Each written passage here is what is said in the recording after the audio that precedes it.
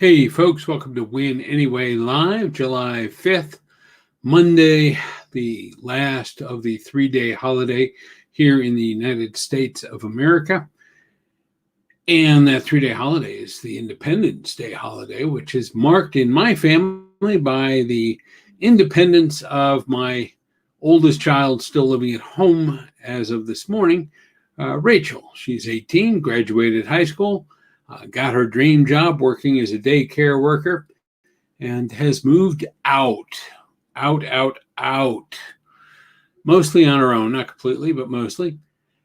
That leaves me with two kids out of the six that are still at home. And I got to tell you, it is an interesting experience with each kid moving out. And each kid is different. And we all have, if you have a child, you know that there are always different things about that child that make moving out very specific to them.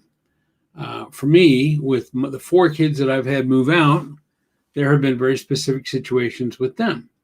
My two oldest, Bailey and Braden, they moved out officially last year together. They both have autism. They both have disorders that, neurofibromatosis that causes tumors inside and out, and they're in a situation where medically you never know where they're going to be from day to day or year to year. They have, with their autism, had communication issues, maturity issues, but they have always, tried to push forward, always tried to succeed and continue on in their lives. And when they moved out, I believe Bailey was 24 and Braden would have been 21. So, they were in our house for quite a while before they both moved out.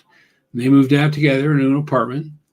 Bailey today moved out of that apartment to move in with her boyfriend or fiance, apparently.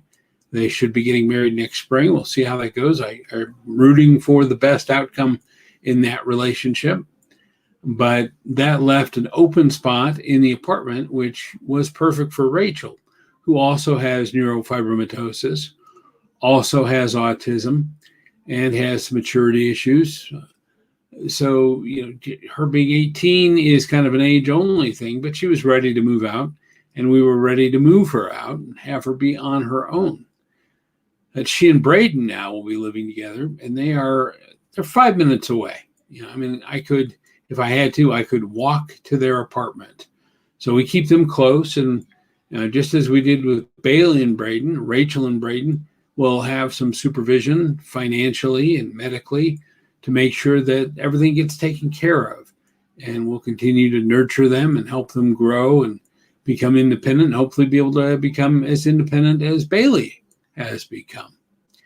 Now, the other child, Carter, who used to be Riley, but then changed her name, I think, when she was 13, she does not have neurofibromatosis. She does not have autism. I think the worst thing she has is that she takes after me. She's independent and stubborn as all get out and completely has a mind of her own. She left when she was 16. She was so frustrated by everything that was going on. She's 20 right now, so she's the third oldest. And she just had to get out. So she moved in with friends and then moved out on her own into an apartment. And it's been very independent for years and years and years. And while I haven't always been in favor of that independence, I've always tried to support her success and let her know that, we are here for her. We're here for all of them, no matter what the situation is. And just like I'm sure you are, we all have different situations. We all deal with life differently. And every kid in our life, every person in our life, we have to take them as they are. We have to kind of assess who they are, where they're at, and what they can handle, especially if we are at all responsible for the outcomes that they may create in their lives. But now that they're out, we're much less responsible. We still are to a degree. And as parents, we'll always take that emotional responsibility. And now we're down to two, 16 and 13. Neither one of them have neurofibromatosis. Neither one of them have autism. They both have their own challenges. They both have their own advantages. And, it's up to us as parents to, meet them where they're at and help them become as independent as their brother and their sisters. So hopefully they'll get out at some point too. Christy and I will be just us. So think about that as you interact with your family, with your kids, with your, anybody who's in your circles. Realize that they're all going to be different. They're all going to need different things at different times.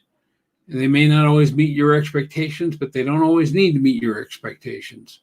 You need to be there perhaps for them even more than they want you to be there for them. That's what it means to be a good parent. Sometimes that's what it means to be a good friend, even a good coach, a good fellow employee. Just be there for people. Be a listening ear, show some empathy, and be glad perhaps when they go off on their own and you get a chance to be by yourself and have some quiet time.